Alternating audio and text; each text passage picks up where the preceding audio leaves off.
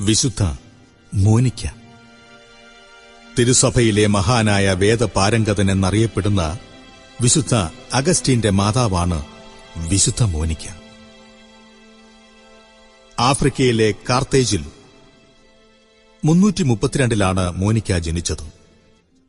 ക്രൈസ്തവ വിശ്വാസത്തിൽ വളർത്തപ്പെട്ട മോനിക്ക ചെറുപ്പത്തിൽ തന്നെ ചെറിയ ആശാനിഗ്രഹങ്ങൾ വഴി സുഹൃതങ്ങൾ അഭ്യസിക്കുന്നതിൽ പ്രത്യേകം ശ്രദ്ധിച്ചിരുന്നു. മോനിക്കയ്ക്ക് പ്രായപൂർത്തിയായ ഉടൻ മാതാപിതാക്കന്മാർ വിശുദ്ധയെ സ്ഥലത്തെ സമ്പന്നനായ പാട്രീഷ്യസിന് വിവാഹം ചെയ്തുകൊടുത്തു. അദ്ദേഹം നീതിനിഷ്ഠനായിരുന്നുവെങ്കിലും മുൻകോപിയും വിജാതീയനുമായിരുന്നു. അതിനാൽ മോനിക്കയ്ക്ക് വളരെയേറെ കഷ്ടതകൾ സഹിക്കേണ്ടതായി വന്നിട്ടുണ്ട്. എന്നാൽ അതിലുമധികം വിഷമതകൾ മോനിക്കയ്ക്ക് നേരിടേണ്ടി വന്നത് അസൂയാലുവും അനാവശ്യ കാര്യങ്ങളിൽ ഇടപെടുന്നവളുമായ തന്റെ ഭർത്തൃമാതാവിൽ നിന്നായിരുന്നു. എങ്കിലും ഈ വിഷമതകളെല്ലാം സൗമ്യതയോടെ അവൾ തരണം ചെയ്തു.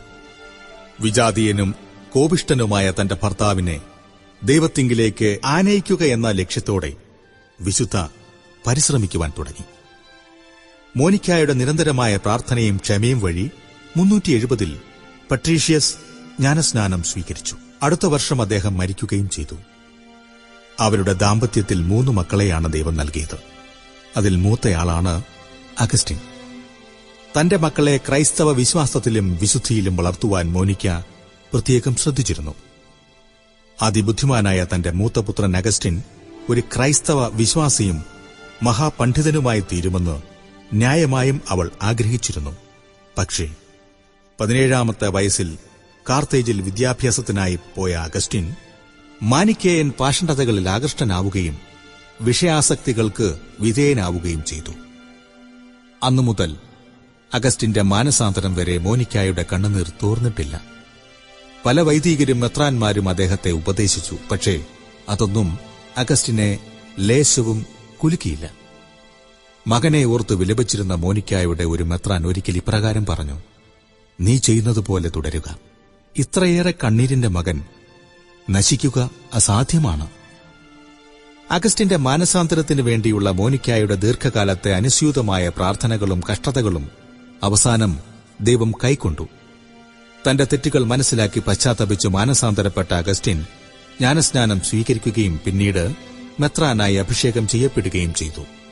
അഗസ്റ്റിൻ തന്റെ ആത്മകഥയിൽ പ്രിയ മാതാവിനെക്കുറിച്ച് ഇപ്രകാരം എഴുതിയിരിക്കുന്നു: ഇതര മാതാക്കൾ തങ്ങളുടെ സന്താനങ്ങളുടെ മൃതശരീരങ്ങൾ കണ്ട് കണ്ണീർ പൊഴിക്കുന്നതിലധികമായി എന്റെ തെറ്റുകൾ കണ്ട് അമ്മ വിലപിച്ചിരുന്നു.